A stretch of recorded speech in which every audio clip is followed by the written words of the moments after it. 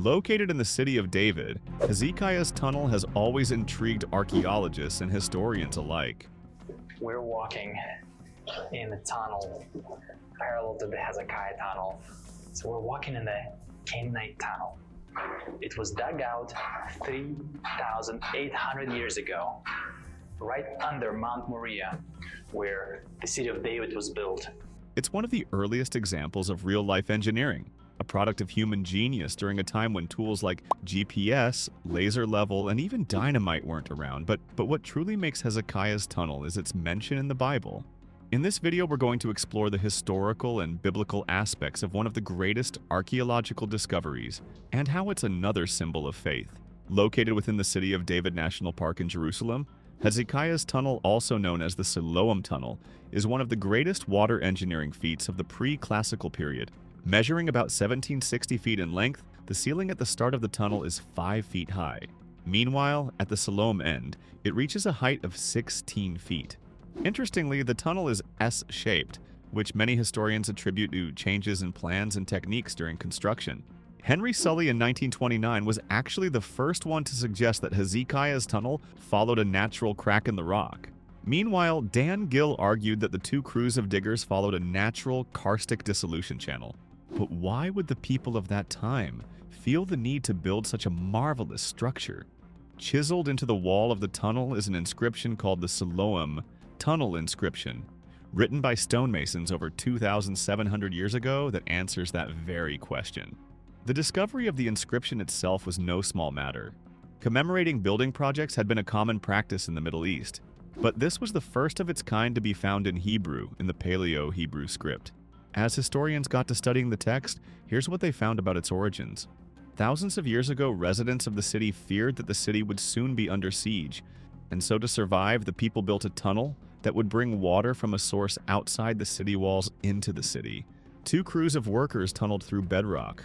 One started at the Gihon Spring outside of the city. The other crew started from inside the city walls, sometimes following natural fissures in the rock rather than always hewing through the stone, which accounts for the somewhat winding nature of the tunnel. The two crews finally met. This is the exact moment that's mentioned in the inscription. And this is the narrative of the tunneling. While the stonecutters were wielding the picks, each toward his co-worker, and while there were still 3 cubits to tunnel through, the voice of a man was heard calling out to his co-worker because there was a fissure in the rock, running from south to north. And on the final day of tunneling, each of the stonecutters was striking the stone forcefully so as to meet his co-worker, pick after pick. And then the water began to flow from the source to the pool, a distance of 1,200 cubits. And 100 cubits was the height of the rock above the head of the stonecutters. It's a mind-blowing feat, demonstrating mankind's resilience. The crews navigated by sound, listening for the echoes of each other's picks through the rock. Completing the project during the 8th century BCE without any help from modern tools and technologies is no small feat. Interestingly, the Bible supports this explanation at multiple points. First, it affirms the threat that the city was facing in 2 Chronicles 32, 2-4. When Hezekiah saw that Sennacherib had come and that he intended to wage war against Jerusalem, he consulted with his officials and military staff about blocking off the water from the springs outside the city, and they helped him. "Why should the kings of Assyria come and find plenty of water?" they said. Hezekiah was a Judean king who ruled from 715 to 686 BCE. According to historical texts, he had the tunnel built in preparation for an Assyrian attack, for the sole purpose of transporting water from the Gihon Spring to the pool of Siloam. The mighty empire led by Sennacherib posed a significant threat as he swept through the region, crushing cities and demanding tribute.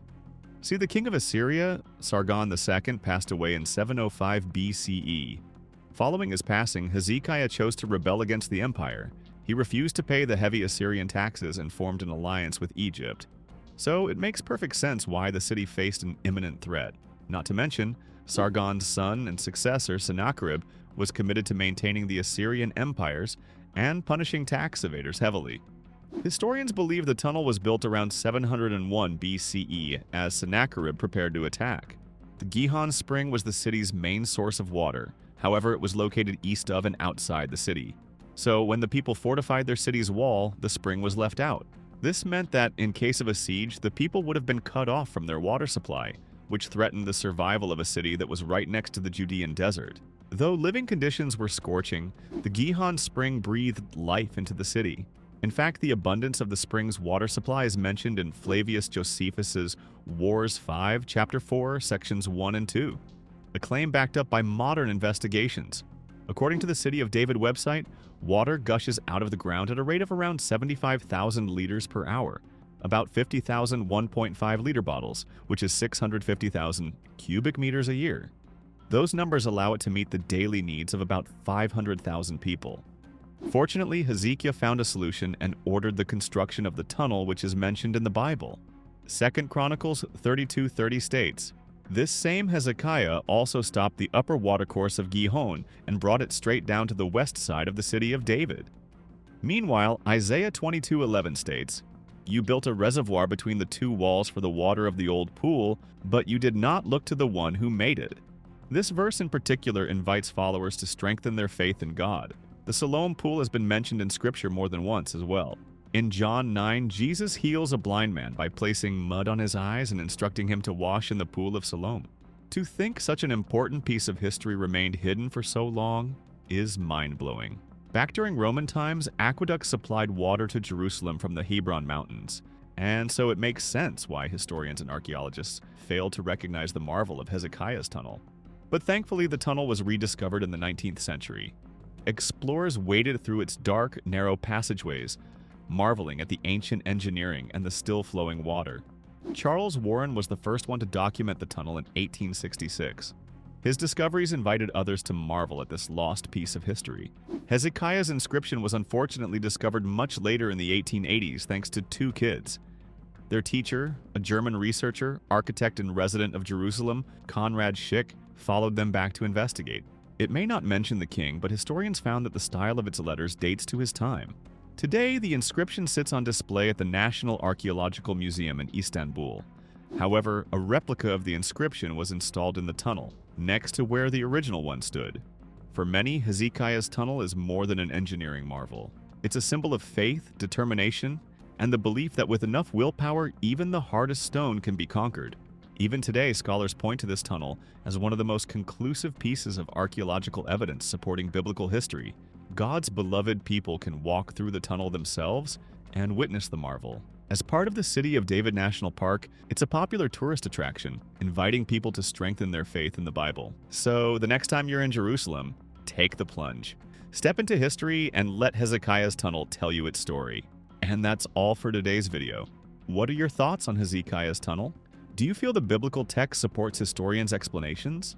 Let us know in the comments. Don't forget to like and subscribe for more amazing content.